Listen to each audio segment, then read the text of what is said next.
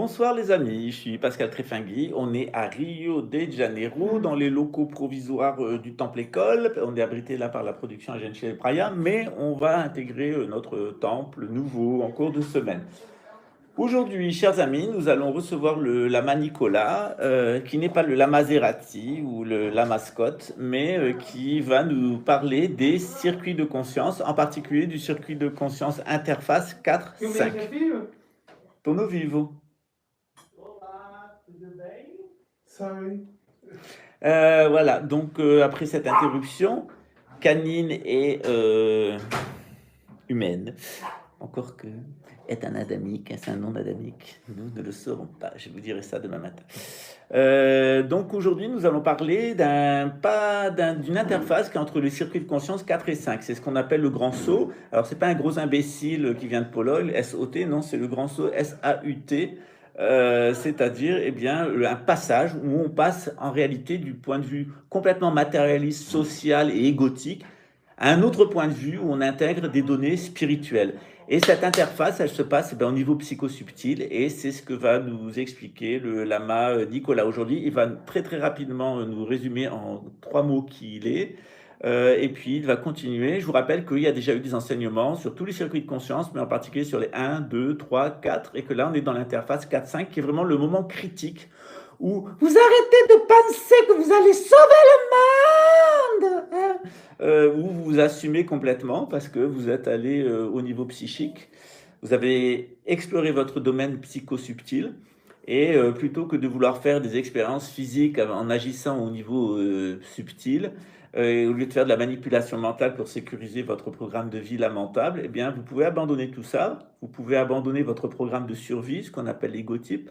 Vous pouvez abandonner la tentation d'agir au niveau psychique sur les autres pour les manipuler ou avec 11 doigts, 11 doigts, ah, quel est merveilleux, moi, avec une petite application et toutes ces délireries pour imbéciles du nuage. Vous pouvez abandonner tout ça et vous pouvez passer dans le travail de psychonaute. Qu'est-ce que c'est le psychonaute? Eh bien, c'est pas un mec qui va entendre des encodeurs ou avoir des visions à l'intérieur de lui, qui les encodeurs lui indiquent le monde pour sauver le monde. Non, c'est vous faites véritablement un travail où vous allez rentrer dans le domaine subtil, voyager pour eh bien, découvrir votre véritable identité et découvrir votre véritable programme de vie, pourquoi vous êtes là, qu'est-ce que vous avez à y faire, qu'est-ce que vous pouvez apporter à l'humanité. Vous verrez que la seule personne, il n'y a pas du monde à sauver, la seule personne qui a à sauver, c'est vous-même et en particulier de votre ego.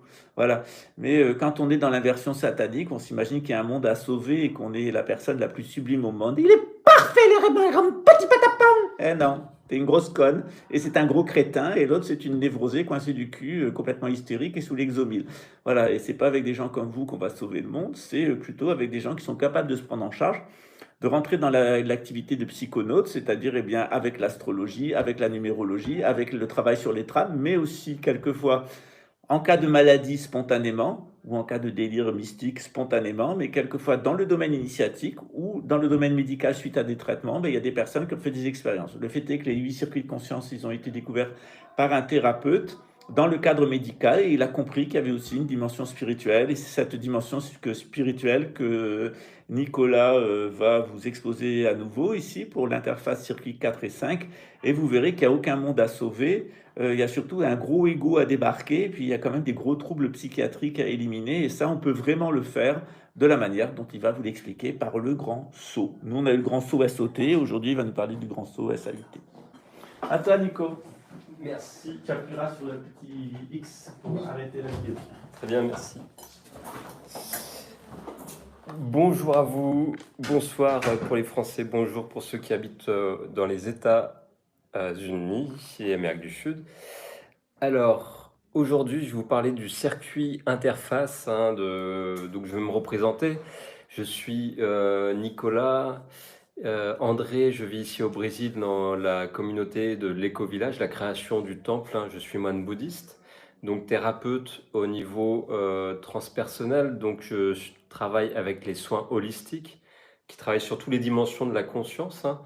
Donc, je vous fais un exposé depuis quelques semaines là déjà de ce point de vue qu'un chaman, néo-chaman français a mis en place qui s'appelle les 8 circuits de conscience qu'il a repris d'un travail qui s'appelle Timothy Leary, un Américain, voilà, qui a mis en place par son travail de psychonaute avec le LSD. Puis moi-même, ayant fait des expériences avec des drogues très jeune et eu des problèmes de santé dus à des excès de drogue, bah, j'ai décidé d'aller explorer ces circuits de conscience d'une façon plus traditionnelle.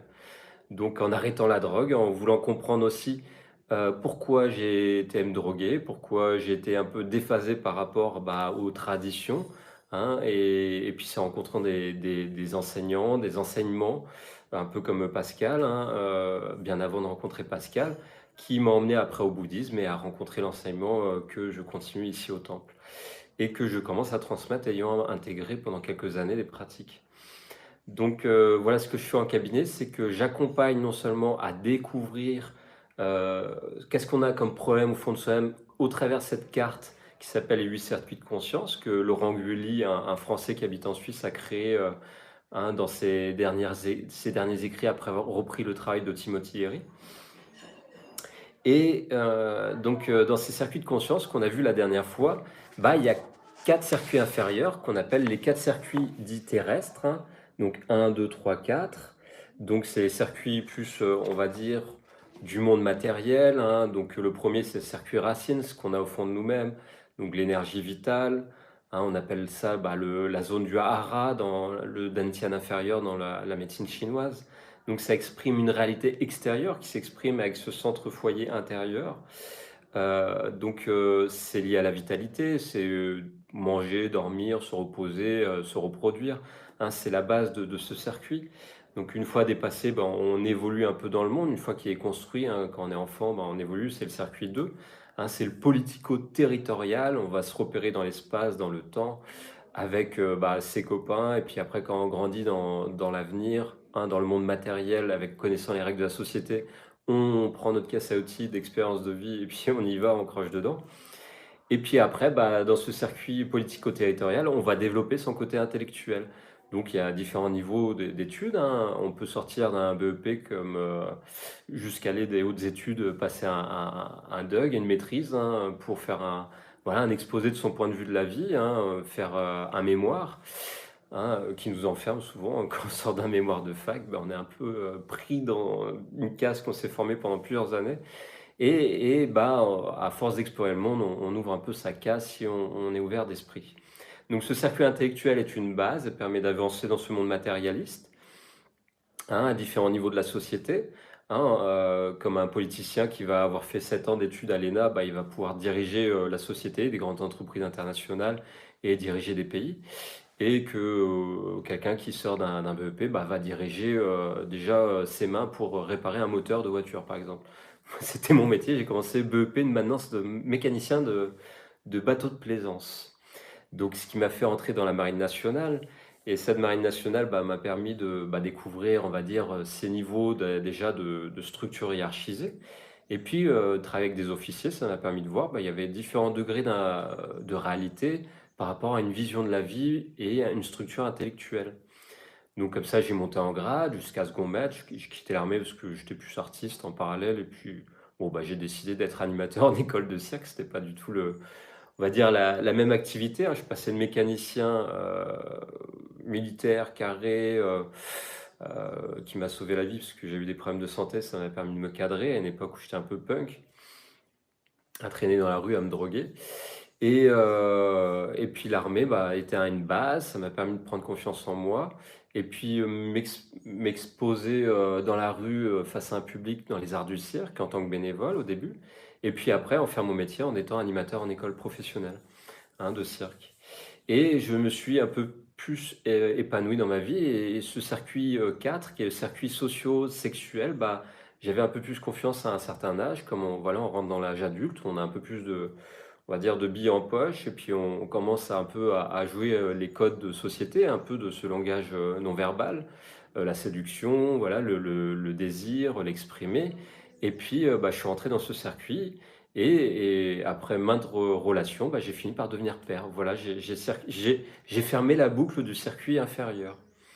Donc ce circuit terrestre, un circuit inférieur, bon, on dit que est plus d'une réalité ordinaire à une réalité qui est quand on va pas aller chercher au-delà on va dire, du monde matérialiste, hein. Quand on n'a pas de pratique spirituelle, bah, on cherche plutôt un confort de vie, un confort matériel, et puis on s'enferme dans une boucle comme ça de consommation, de plaisir, on va dire paradis artificiel, hein, comme disait Baudelaire, hein, sur ses écrits de paradis artificiel, hein, sans forcément aller faire une pratique spirituelle d'une tradition, hein, qu'on peut voir dans les circuits dits supérieurs. Ces circuits supérieurs, bah, c'est les circuits de conscience, hein, dits plus supraterrestres, hein, liés au céleste. Et ce céleste, bon, bah, ce que je vous ai proposé la dernière fois en finissant de parler de ce circuit 4, c'est d'explorer le circuit 5. Donc le circuit 5, une fois qu'on a bouclé cette boucle, hein, du 4, eh ben, on peut faire un grand saut vers le 5, mais souvent, ce grand saut, ben, ça correspond à quoi? On va dire à un orgasme, hein, et cet orgasme, ben, si on maîtrise pas bien sa base au niveau sexuel, cet orgasme se développe, on va dire, en reproduction. C'est-à-dire on va faire un clone de nous-mêmes avec voilà, une compagne ou un compagnon. Puis ce clone de nous-mêmes, bah, si on se connaît pas bien, il va exprimer un peu nos mémoires du fond, il va appuyer sur tous les boutons, hein, comme un animal, un chien, un enfant. Bah, voilà, quand il est un peu téléguidé par son intuition, ses émotions, il va déranger ses parents parce que ses parents, ils n'avaient pas prévu de se retrouver face à certains plans que l'enfant, lui, est guidé par l'invisible à faire manifester. Et ce qui fait que ça crée la confusion. Et si on n'a pas un guide spirituel, un moine dans le village à nous enseigner des pratiques pour se dépasser, eh ben, le couple finit par se séparer. C'est la loi de la vie matérialiste, hein. On crée les divorces, on se sépare parce qu'on est un peu embrouillé comme ça, ne connaissant pas cette foi divine qu'on peut avoir dans une tradition. Donc cette tradition, elle nous éveille à un instant plus profond de nous-mêmes, hein, et pour aller à cette tradition, bah, ça demande de faire le pas de la foi. C'est pour ça qu'on appelle ça le grand saut, hein. Donc, bah, moi, ce grand saut, personnellement, je l'ai fait très jeune. C'est-à-dire, j'ai vécu des expériences très douloureuses dans ma petite enfance. J'étais triste, donc je faisais appel comme ça à ma fenêtre de ma chambre. Passionné par les films, j'appelais la fée Clochette. J'adorais l'histoire de Peter Pan. Et j'ai senti quand même que j'étais un peu écouté dans ce subtil. Et bon, bah, même si j'avais pas allé à la messe, accompagné par mes parents, par, on va dire, vers une tradition, hein, même si j'étais dans le côté judéo-chrétien en m'étant fait baptiser, ma famille n'était pas pratiquante et grandement croyante. Autant paternelle que maternelle, ce qui fait que je me suis retrouvé, bah, à vivre des problèmes de santé, n'ayant pas ce soutien de foi que je cherchais en fait depuis que j'étais petit. Parce que je captais beaucoup de choses intuitivement, je sentais quand j'entrais dans une pièce l'atmosphère de la pièce, et personne me donnait vraiment le côté à découvrir ce que je captais intérieurement. Et puis bah, ça m'a fait péter les plombs. À 17 ans, j'étais à l'hôpital. Puis à 20, j'en suis sorti, c'est passé, je suis rentré dans la marine nationale. J'ai fait un contrat pour 10 ans et à 21 ans, c'est revenu 10 fois plus fort. J'ai fait 2 mois à l'hôpital. Donc là, j'ai été choqué parce que j'ai été en prise en fait avec ce circuit supérieur, hein, qu'on dit la réalité non ordinaire. Et cette réalité non ordinaire, bah, qu'est-ce qu'elle m'a fait vivre? Elle m'a fait vivre bah, une expression de ce que j'avais dans le fond en face de moi-même, mais n'ayant pas forcément tous les codes de lecture avec la drogue. Et bah, j'ai eu peur, et dans cette peur, on va dire des remontées de drogue comme ça quand j'étais pas drogué, a fait que bah, j'ai pété les plombs. Donc, ce qui arrive souvent, voilà, à des psychonautes non guidés par un maître spirituel, comme un chaman qui fait prendre des plantes comme l'ayahuasca en Amérique du Sud, ou on va dire l'iboga en Afrique, mélangé avec des champignons hallucinogènes, parce que c'est des mélanges subtils de plantes, hein, on ne dit pas tout, hein. Quand on est chaman, on ne va pas donner sa recette magique qu'on a travaillé dans la forêt tout seul, hein, avec les esprits guides. Donc, quand on fait ces expériences avec le chaman, avec les Icaros, comme ici, c'est des chants traditionnels d'Amérique du Sud, hein, par exemple avec les Indiens Shipibo, les Indios, hein, du centre de l'Amazonie, eh ben, on va explorer, hein, avec la voix, la magie de la voix ancestrale, hein, toute cette magie, on va être sauvé, entre guillemets, de notre ego. de ces profondeurs sombres qui est notre ego, parce que bah, c'est un peu le poulpe avec les 8 tentacules qui veut nous entraîner vers le fond, hein, cet ego. Et puis on a cette entité spirituelle au fond de nous-mêmes, cette identité qui est guidée par, on va dire, les circuits célestes avec, bah, dans la tradition, par des anges, des archanges, ou d'autres subtilités, hein, de guides spirituels, de prophètes qui ont laissé des traces, hein, au travers les millénaires, avec des structures dans lesquelles on peut aller se libérer de ce plan matériel. Donc, ben, j'ai commencé par la drogue sans forcément passer par une tradition. Ça m'a emmené à l'hôpital, les problèmes de santé. Et puis, j'ai fait toute une recherche de compréhension pour savoir c'était quoi ce grand saut que j'avais vécu avec la drogue sans être guidé, qui m'a fait perdre tout repère. Et c'est ce qui arrive dans ce grand saut, c'est une période de flottement. Donc, un point de vue au niveau du système, c'est que quand on fait un pétage de câble, genre burn-out, hein, quand on arrive dans une période de flottement entre deux, bah, on ne sait plus si on aime notre métier, on est un peu triste parce qu'on fait métro, boulot, dodo, mais on se sent un peu pris entre quatre murs, en étau, là, étouffé, et c'est étouffant, avec un système, avec des lois bah, super lourdes à digérer, des murs invisibles comme ça, avec des règles qui ne sont pas forcément humaines et voire inhumaines, qui nous enferment comme ça dans une tristesse. On ne peut plus exprimer sa joie librement, à prendre ceux qu'on aime dans les bras par peur du jugement, peur de l'amende ou peur de tomber malade, hein. Ce qui arrive à notre époque actuelle, c'est malheureux, c'est totalement fou. Mais c'est comme ça, hein, c'est la fin des temps, de l'existence de cette réalité. On arrive dans une crise de passage. Donc cette crise de passage, hein, de ces réalités matérielles, consuméristes, cartésiennes, avec des nations qui est totalement barrées, qui a bouillé vraiment cette nature du mystère, et bien cette nature du mystère, on l'étudie avec des voies traditionnelles. Moi, je suis un alchimiste opératif, hein, de la voie royale, c'est-à-dire que je pratique le yoga traditionnel et la voie indienne, hein, au travers le yoga, l'Ashtanga Yoga, qui a 8 piliers traditionnels, et bah, je m'y force de m'y tenir tous les jours pour avoir une forme de libération, hein, de mon âme, pour avoir le salut, vivre le salut de l'âme jusqu'à l'état d'éveil de l'état de la nature Bouddha, hein, au travers ma pratique de moine bouddhiste. Et dans ce grand saut, bah, tout le monde n'a pas forcément des pratiques et peut rentrer en état de panique et aller voir un professionnel médical et bah, recevoir un traitement médical n'ayant pas forcément une guidance spirituelle. Donc là, c'est l'enfermement dans la plus grande, on va dire, souffrance, hein, quand on n'est pas accompagné à se libérer, à faire ce pas de la foi, et ben on va être enfermé dans une boucle temporelle au niveau du plan matériel. Et là, c'est la descente aux enfers, et tant qu'on ne s'éveille pas à vouloir chercher sa nature spirituelle, ben on rentre dans un cercle vicieux. Et moi, j'en ai vu plus d'un à l'hôpital, c'était des vrais zombies sous médicaments, sous neuroleptiques, sous anxiolytiques. Ils ressemblaient plus à rien, ils n'avaient plus de famille, plus d'amis, parce que si la famille n'est pas assez forte et matérialiste, elles abandonnent lâchement bah, la personne qui vit à un problème, qui a besoin de soutien en fait. J'ai eu de la chance, voilà, d'avoir des grands-parents, des parents qui étaient là pour m'accompagner, même s'ils n'étaient pas tout le temps là parce que c'était dur pour eux. Au fil des années, ils m'ont quand même soutenu et m'ont accompagné à me transformer. Donc je rends grâce à Dieu, je rends grâce à mes parents, à ma famille, hein, qui m'a vraiment soutenu. Et sans eux, je ne serais pas ici à dépasser ce que j'ai vécu pour venir ici. Et, et dans ce grand saut, en fait, on peut voir la mise en abîme, hein, qui est plus ou moins longue, hein, selon, bah, on va dire, euh, selon les individus, en fait, selon voilà, les personnalités. On a tous un ego plus ou moins fort avec des mémoires profondes à régler en nous-mêmes. Donc, c'est l'être qui prend conscience, hein, dans une prise de conscience qu'il y a quelque chose d'autre, de plus profond, hein, qui peut être enthousiasmant. Mais l'être aussi, quand il prend conscience qu'il y a quelque chose d'autre, ça peut être très perturbant, quoi. S'il n'a pas un repère, un guide, un sage à côté de lui, bah, il peut être totalement en état de choc, totalement troublé. Et premier réflexe, c'est je vais voir le spécialiste, quoi. Donc, depuis qu'on est petit, quand on nous a programmé à dire le spécialiste, bah, c'est la voie médicale traditionnelle du monde matérialiste, on va pas forcément aller voir un prêtre ou un moine.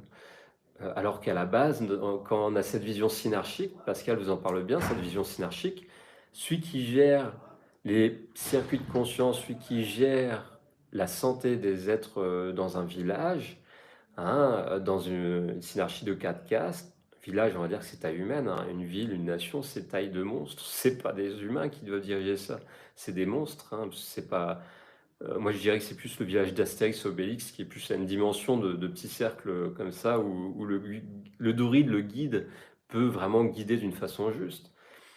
Et dans cette façon de guider, ben, hein, le sage du sacerdoce, il a tous les éléments, il a au moins 20 ans d'expérience derrière lui, pour emmener, hein, les libérations de conscience, de donner des symboles, des clés de lecture de la réalité, on va dire, ordinaire, pour rentrer dans la réalité non ordinaire, hein. Donc ce grand saut, il peut être fait autour d'un feu, au travers des contes et légendes racontées, hein. Pas obligé de prendre des drogues, hein, pas obligé de vivre des états de burn-out dépressif. Non, on peut avoir simplement, bah, un flux de conscience qui a déjà fait un travail sur soi bien avant. On parle pas de réincarnation, on parle de voilà d'un travail de longue haleine, parce que réincarnation serait sur un point de vue linéaire où on avance comme ça de vie en vie, on avance comme la loi de Darwin où on évolue. Mais ce flux de conscience, on verrait que peut-être le temps, il n'y a pas de c'est pas linéaire, ce serait peut-être tous en phase côte à côte. Il y a des lignes temporelles, et puis dans certaines pratiques, on pourrait rentrer comme ça dans ces réalités non ordinaires, et puis de voir ben, hein, où on va vivre une dissolution de notre ego, ou soit on le nourrit, hein, pour être dans un état de survie de la matérialité, hein. C'est le combat, on se bat pour avoir sa place dans le monde, avoir plus d'argent, plus de pouvoir que l'autre, ou on peut apprendre bah, à se détacher totalement et puis à écouter, on va dire, le GPS qui vient d'en haut. C'est c'est le GPS qui vient d'en haut, en fait, c'est des voies subtiles du céleste, hein, de l'impénétrable. Et il intervient souvent par symbolique, avec des carrefours de vérité, de réalité dans notre vie. Et on a toujours le choix de prendre un chemin ou un autre. Donc, quand on a on va dire des pistes de lecture, en ayant un enseignement qu'on est depuis enfant, avec une tradition, des sages dans le village qui nous donnent voilà, comme des symboles à lire par des histoires dans lesquelles on a baigné depuis notre enfance. Pas forcément celle du cinéma. Moi, c'était ma réalité. J'étais à l'hôpital. Mais maintenant, je me sers du cinéma, des histoires, des contes et légendes aussi pour aider ceux que j'aide au travers de mon travail de thérapeute par la psychologie élémentale bouddhiste, puis des fois ben, par la numérologie. Je vais prendre un petit exemple comme ça au niveau populaire d'un film, d'une histoire, d'un conte et légende, et puis je vais donner un peu de cette magie du cinéma, la mettre dans cette magie naturelle de faire un travail sur soi pour se libérer de soi-même, en fait, de cet ego, et de cet ego en faire une force. Hein, comme disait Pascal, c'est de sortir de ce processus égotique qui nous enferme. En fait, c'est la prison, la prison de cristal, hein, ou prison dorée, et de cette gangue de cristal, comme Merlin le magicien qui s'est fait enfermer par Viviane en étant amoureux de cette sorcière, et ben il s'est fait enfermer par elle. Hein, c'était l'initiation du magicien, et il s'est fait enfermer par ses sentiments. Donc les sentiments, on peut en faire une force, hein, et se libérer vers, on va dire, l'équanimité, et arriver au plus pur du sentiment, c'est-à-dire l'unité divine, et retourner comme dit dans l'Advaita, à l'unicité de la vie, hein, de sortir du monde dualiste. Hein, c'est voilà des enseignements que j'ai eus par l'Inde, par les traditions des sages, hein, des sages de l'Inde. Et ce grand saut, on peut le vivre comme ça, par exemple en buvant un verre d'alcool, on va sentir un peu s'éthérer. On va le vivre en fumant sur un joint de cannabis, hein, comme en prenant une drogue comme le LSD. On va vivre un grand saut. Après, il va être plus ou moins fort, et les personnes qui vont le vivre ne vont pas le vivre de la même façon, de la même perception. Parce qu'on n'a pas tous la même charge au niveau matériel. Il y en a qui sont totalement éthérés, évaporés, ils vont monter en flèche vers des états de conscience modifiés, hyper puissants et éthérés, voire n'a pu redescendre sur Terre, hein. On appelle ça les perchés en rêve party. Et ils sortent de la rêve, sont perchés à vie, et malheureusement, ils ne rencontrent pas un sage pour les ramener sur Terre, et ils finissent en HP. Donc moi j'en ai rencontré, j'ai cru que j'y étais à un moment quand j'étais en hôpital psychiatrique, j'ai cru que j'étais comme ça. Heureusement, heureusement cet amour affectif familial m'a ramené les pieds sur terre. Heureusement, j'ai rencontré par la grâce divine, ces prières que j'ai pu faire m'ont sauvé, on va dire mon âme, à rencontrer des personnes justes après le monde médical. Heureusement, je me suis écouté dans le fond à ne pas écouter les spécialistes. Heureusement, j'ai eu ce côté rebelle à rejeter ma famille qui me conseillait de suivre des spécialistes. C'était pas évident pour ma famille, c'était pas évident pour moi, je me suis retrouvé sans ma famille. Mais au bout d'un moment, ce grand saut, comme il est dit dans la Bible, à un moment, Jésus, il dit: «Tu rejetteras même ton père et ta mère». Heu, C'était pour dire, bah, au bout d'un moment, ce grand saut, on doit le vivre seul aussi. On est seul face à nous-mêmes. Et ce passage, bah, c'est le monde des vivants au monde des morts, ce monde de l'au-delà. Hein, on entend dans le monde des morts, c'est l'âme hors, l'âme en or, l'âme aussi hors du corps. Hein, avec ce grand saut, on va plus sentir forcément ce corps. Hein, des NDE, des fois, sur la table d'opération, on va se voir au-dessus du corps, bah, c'est le grand saut. Hein. Et puis on revient dans cette réalité matérielle, c'est la descente. Donc ça peut être une descente en enfer, hein, mal vécue pendant des mois, des années. Il y en a, ils s'en remettent jamais d'une NDE. Puis il y en a, bah, ils écrivent un livre, ils essayent de comprendre ce qui leur est arrivé. Donc voilà, c'est cet aboutissement d'une longue quête, hein, de comprendre, et ben, c'est une mise en danger de l'ego. L'ego, il va se rebeller. L'ego, il va pas vouloir aller voir ce monde supraconscient, cette réalité non ordinaire. Souvent, bah, ça le fait mourir dans un certain sens pour ne renaître au-delà de l'ego. Et l'ego doit se mettre au service. Donc c'est le dragon qui doit lâcher le trésor, hein, et puis on doit apprendre à maîtriser ses émotions. Donc ce grand saut, ça peut être très perturbant.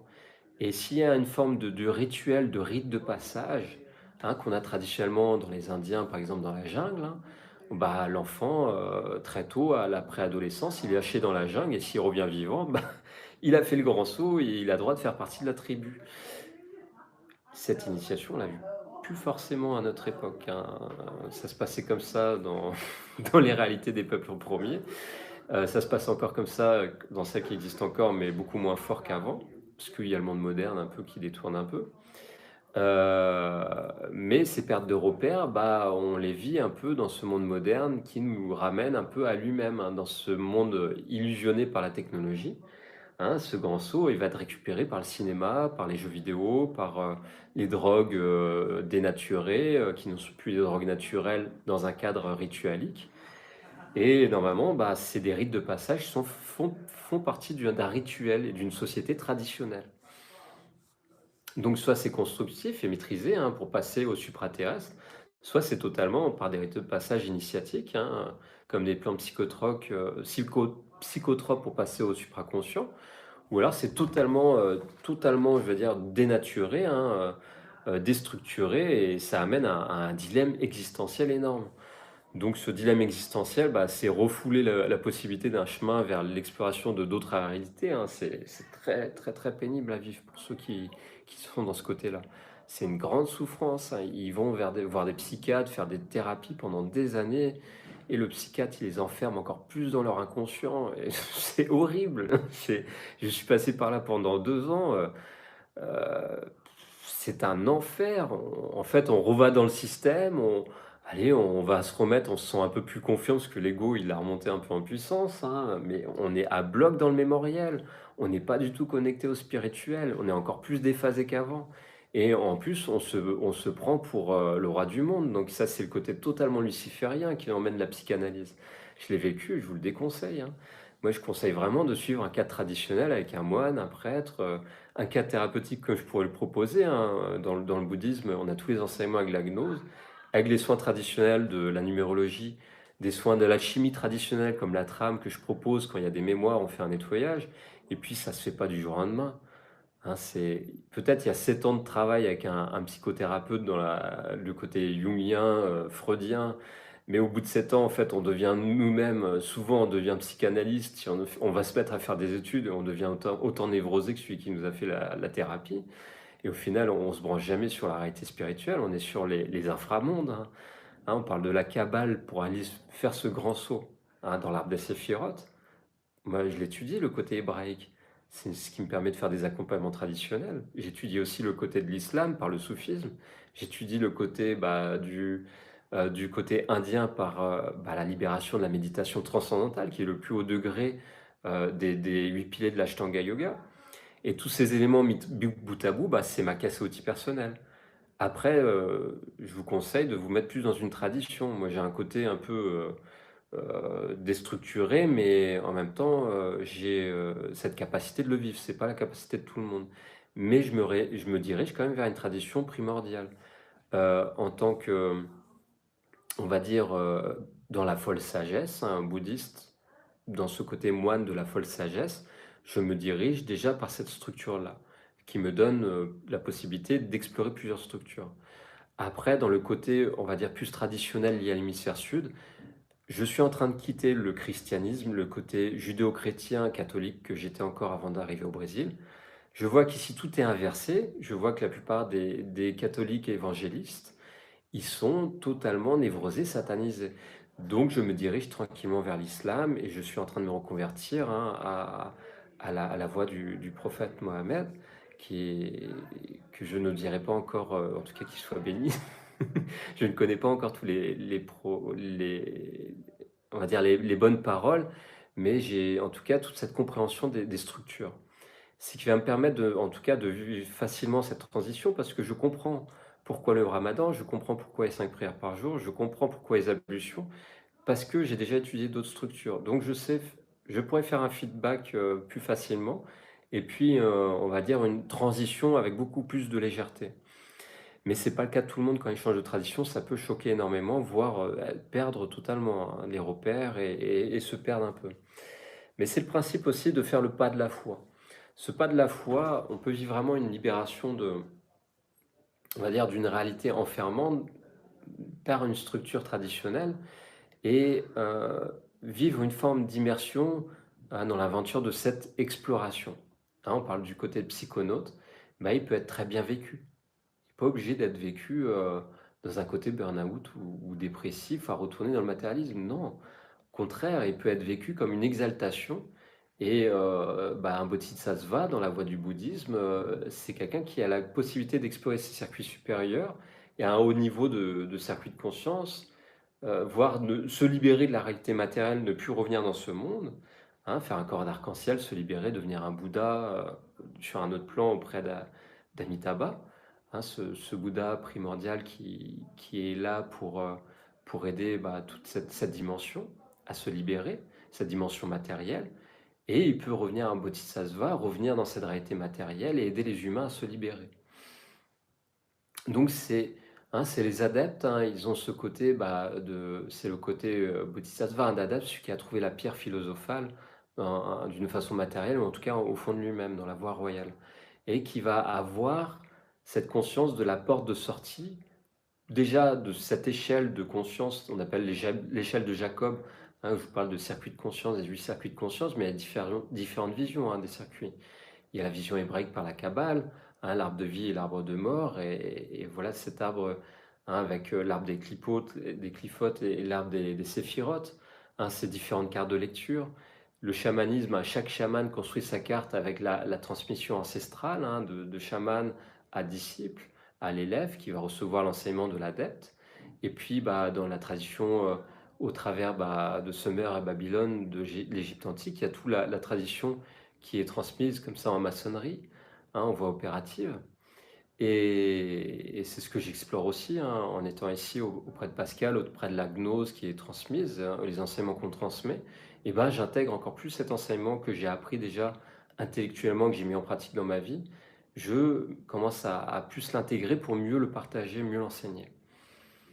Donc voilà ce que je propose en tout cas en cabinet, c'est faire des accompagnements quand ça va pas bien, hein, quand il y a des changements de vie, de réalité, quand on change de dimension comme ça, on ne sait pas trop où aller, hein, on a besoin d'un spécialiste. Pour éviter d'entrer dans la psychanalyse, bah, on peut rencontrer un moine et vivre plus un état de libération, d'exaltation, hein, pas obligé de souffrir, au contraire, on peut se libérer de ses mémoires et de ses souffrances émotionnelles. C'est ce qui est proposé au travers d'un chemin traditionnel. C'est ce que je propose en accompagnement. C'est ce que je propose au travers des stages qui sont ici donnés au Brésil, hein. On peut venir, on vous accompagne à venir. Bientôt, je vais faire toute une conférence sur hein, la prise de l'iboga traditionnellement qui se fait avec les Bantous en Afrique, qui se fait ici aussi au Brésil. Hein. Donc, dans un cadre thérapeutique qui peut se faire lors voilà, de stages initiatiques. Donc c'est ce qu'on propose, ce qu'on va proposer avec au village, mais ce qui est proposé aussi dans des périodes de court terme, comme des enseignements. Je viendrai vous faire un exposé sur le sujet. Et puis à distance, voilà, j'accompagne aussi hein, sur le côté thérapeutique, comme il est possible de vivre hein, au travers hein, ce côté par les trames par la numérologie, hein, et puis par plus de profondeur, si vous voulez avoir plus de renseignements, j'invite à rentrer en contact avec moi. On pourra plus on va dire, partager les enseignements profonds, hein, en tout cas m'adapter à ce que vos réels besoins, en parler pour voir ce que vous avez besoin, et puis vous donner un maximum d'informations pour vous permettre de vous diriger vers une voie qui vous appartient. Donc voilà pour aujourd'hui, on a fait le tour de ce circuit que je trouvais important de vous en parler, de cet intermédiaire entre le 4 et le 5. C'était le grand saut, parce qu'on peut être souvent dans une confusion, hein, dans cette interface. Donc voilà, je vous remercie pour votre écoute, hein. Si vous avez des questions, je ne pourrais pas voir aujourd'hui parce que c'est sur le téléphone de Pascal et je ne vois pas forcément comment voir les commentaires. Donc je vais voir si c'est là. Direct en direct. Voilà, je vois. Ah, Robopol Cordier, tu es là. Tu penses quoi du voyage astral? Ah, le voyage astral, bah, c'est une vision traditionnelle qu'on peut vivre au travers, on va dire, l'enseignement, mais aussi sans l'enseignement, mais sans un enseignement traditionnel, on peut se perdre facilement dans l'astral. L'astral, c'est comme un labyrinthe infini. On va explorer déjà souvent dans l'astral des réflexions de notre propre réalité intérieure. C'est pour ça que de faire des voyages dans le subtil, c'est important d'avoir une structure traditionnelle pour se protéger, parce qu'on peut vivre des attaques au niveau psychique et avoir un impact après au niveau physique. Donc dans le rêve, la nuit, quand on va dans le monde du rêve, c'est le monde astral, hein. Il y en a, ils font du rêve lucide, ils font un travail dessus en lucidité. Donc on va avoir tout le symbolique, on va avoir des mises à l'épreuve, hein, des expériences, des initiations comme ça dans cet astral, puis on ramener des informations comme ça dans le monde matériel. Donc après, quand on est mal accompagné, quand on fait des psychothérapies comme ça analytiques sur le rêve, on va des fois pas avoir des notions traditionnelles sur l'astral que, bah, en fait, l'astral est juste des fois un exorcisme de ce qu'on a vécu dans la journée. C'est-à-dire que c'est des potentiels, on va dire, des entités dans l'astral qui vont nous projeter des réalités pour, on va dire, exorciser des émotions, exorciser du champ mémoriel, hein, qu'on aura accumulé dans notre journée. Après, on vit des songes, des fois, des songes, ça va au-delà de ce projection de nous-mêmes, hein, c'est des messages symboliques, des entités comme ça du supraconscient, du monde spirituel, des entités traditionnelles, angéliques, ou dans cette énergie de l'archange, hein, qui donne un pont, archange, c'est le pont, hein, entre une réalité ordinaire et non ordinaire, et qui vont nous permettre de se libérer de cette réalité ordinaire par du symbolisme. C'est pas forcément, il faut tout pas prendre forcément dans l'astral au pied de la lettre, hein. On va nous dire des mots, dire fais ci, fais ça. Ça peut être dangereux de suivre ces conseils, fais ci, fais ça. Parce que ça peut être un détournement en fait, hein. Les voix dans notre tête, les conseils comme ça on a une image, comme on pourrait se dire, c'est une prémonition, je dois aller vers ça. Ça peut être une influence pour nous mettre dans un piège infernal. Ça, c'est des enseignements traditionnels qu'on apprend à voir que l'astral est une projection en fait de ce qu'on a à régler dans nos samskaras. C'est des mémoires personnelles. Et aussi au niveau collectif et transgénérationnel dans notre famille. Donc ça, on l'étudie en tant que moine, en tant que professionnel de la psychothérapie au niveau transpersonnel, hein, avec cette psychologie mentale bouddhiste, par exemple, et au travers de la gnose. Donc voilà, je n'aurai pas d'autres informations à vous donner sur le sujet. Oui, le subtil de l'astral, ben c'est subtil tous ces plans-là et ça demande une certaine expérience auprès d'un un enseignant spirituel. Parce qu'on peut se perdre en étant tout seul, hein. C'est un peu un chemin d'orgueil et d'arrogance de croire qu'on peut arriver à faire tout seul les choses, hein. Les Templiers ont toujours été marchés par deux, hein. Si vous voyez le symbole Templier, c'est un cheval et il y a deux Templiers dessus, là. Il cadre, bah, il y a des symboles comme ça, on voit toujours, comme Jésus qui disait que soyez deux à prier en moi et je serai là présent. Donc bah voilà, c'est important de prendre conscience avec humilité que nous sommes des élèves tout le temps et à n'importe quel âge, n'importe quel degré d'expérience, et que nous avons besoin d'un guide, d'un miroir de nous-mêmes, au travers l'amitié, au travers cette construction initiatique de parrainage et disciples, élèves. Donc voilà, c'est important de prendre en compte ces notions traditionnelles pour éviter de se perdre. Donc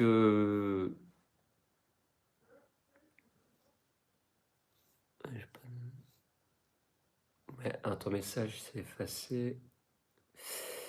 Ouais, c'est des messages assez intéressants. Par contre, je pourrais pas voir tous vos messages d'un coup. Ah si, comme ça, je le vois. Alors, je fais le tour de vos messages. Ah, salut Stéphie. Ah, salut Bruno. Salut Hicham. Salut Isidro.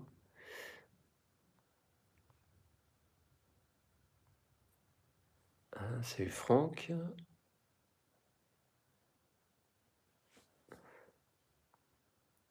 Regarde si vous avez des questions. Je vous invite à poser des questions, hein, si vous en avez. Je pourrais vous répondre.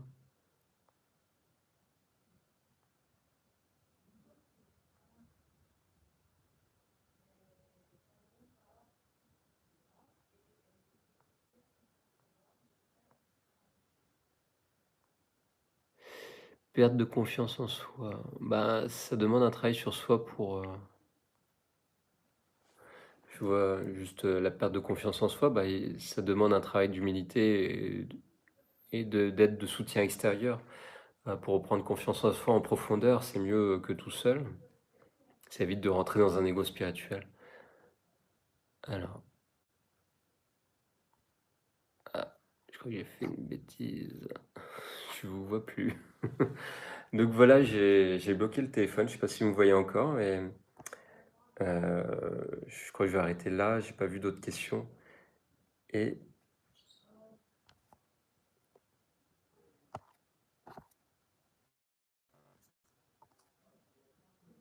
voilà, je suis revenu sur le chat. Alors,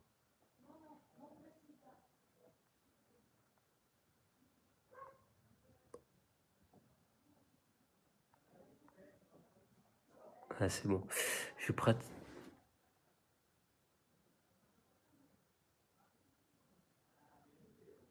Ouais. Ouais, c'est intéressant de travailler au niveau éthérique et astral, Robopol Cordier. Après, comme je dis, l'astral est infini. Et il y en a qui travaillent sur le rêve lucide au niveau traditionnel psychanalytique. Et on peut voilà, faire du voyage comme je parlais ça dans les circuits 1, 2, 1, 2, je parlais du 5, 6, 1, 2, 3 et du 5, 6, 7. Donc là, j'en ai parlé un peu la dernière fois, si on fait un feedback sur les vidéos d'avant, si elles ne sont pas effacées sur les chaînes de Pascal, parce qu'elles ont sauté avec. 5, 6, 7, je vous parlerai des circuits chamaniques au niveau du monde d'en bas, du monde du milieu et du monde d'en haut. Et c'est vrai qu'on peut faire un travail comme ça avec des animaux totems, les guides spirituels, de faire un travail de régénération. C'est tout un enseignement. Voilà, c'est pas. On peut le vivre seul, je l'ai vécu seul parce que c'est mon chemin. Bon, bah, ça m'a emmené à me perdre aussi parce qu'il faut digérer certains feedbacks initiatiques. Et, voilà, donc après, avec des grilles de lecture traditionnelles, ça permet de mieux le digérer. Mais c'est des pratiques assez quand même particulières à vivre. Si on contrôle, ouais, les chakras, bah ça c'est le côté du yoga traditionnel, hein. On parle de l'éveil des siddhis. Donc les siddhis, ils s'éveillent quand on fait des pratiques régulières. Mais il faut voir que les siddhis, c'est aussi un enfermement, hein, c'est le panier de crabe. C'est-à-dire il y a une grille électromagnétique dans laquelle on fait partie. Gilles Bory, il en parle bien. Cette grille électromagnétique, bah, c'est le monde dans lequel nous vivons. C'est le monde de Lucifer, hein, dans la tradition, hein. C'est ce monde luciférien, c'est un monde électromagnétique. Ceux qui rentrent dans le côté, bah, on va dire luciférien, c'est ceux qui abusent de la magie et qui s'en servent pour l'intérêt égotique. Mais quand on avance dans une tradition, on voit que nous vivons dans cette réalité tridimensionnelle et qui est une projection d'illusion. Pour sortir de cette projection d'illusion, de ce voile d'Isis, ben, c'est important de suivre le chemin de libération d'un adepte. Donc, pour se libérer en fait de cette grille électromagnétique, de cette réalité ordinaire, eh ben, c'est important de voir que c'est bien de développer des super pouvoirs, mais c'est important de voir qu'on peut s'y enfermer. Hein, c'est tout ce qu'on a vécu ces derniers temps avec les délirants là, du New Age.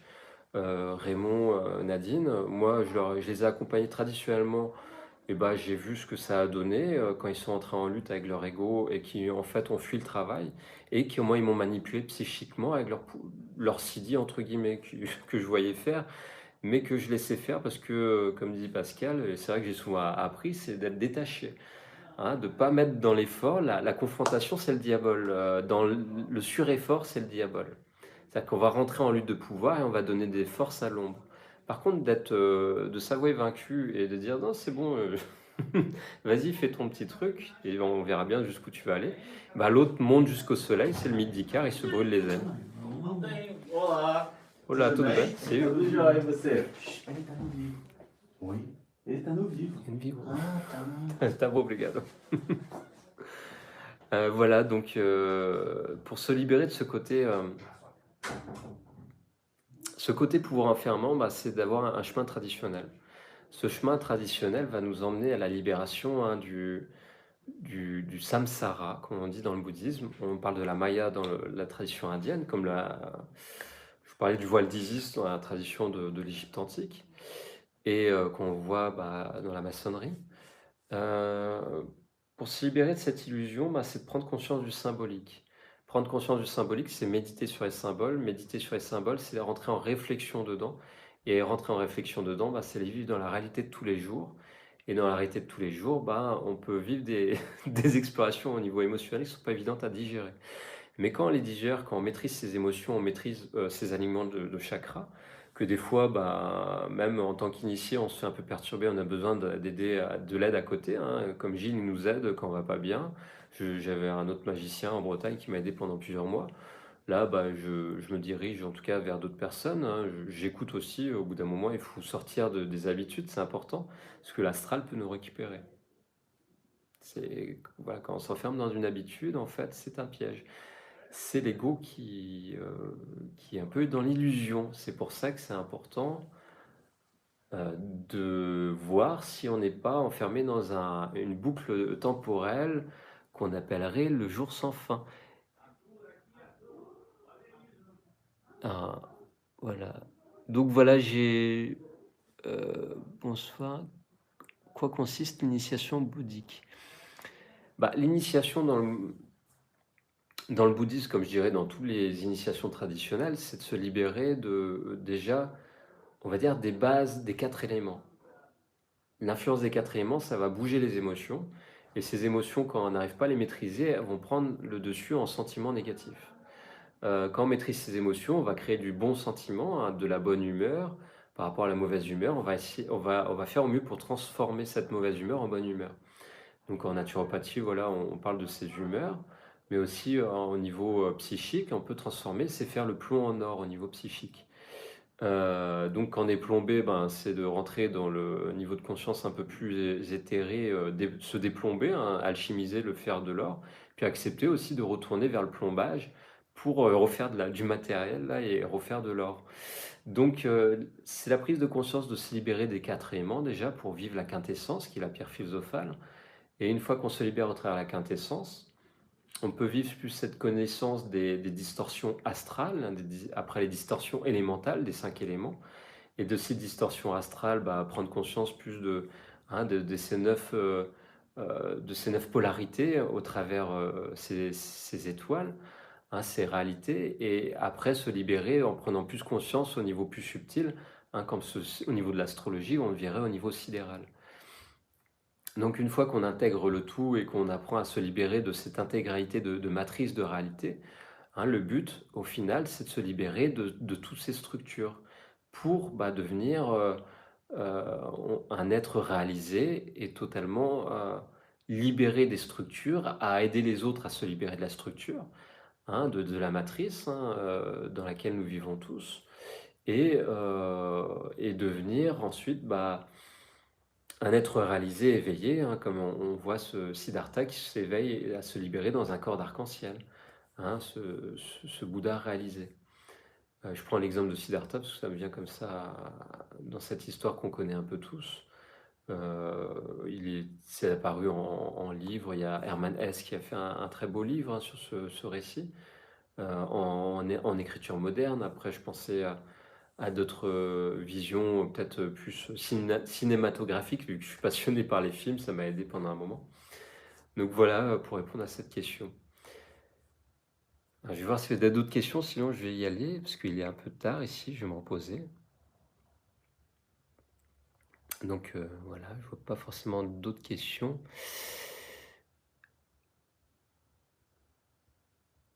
Ah, Dragon Ball Z, ouais, tu as vu peut-être mon t-shirt, c'est la crête de Samboku.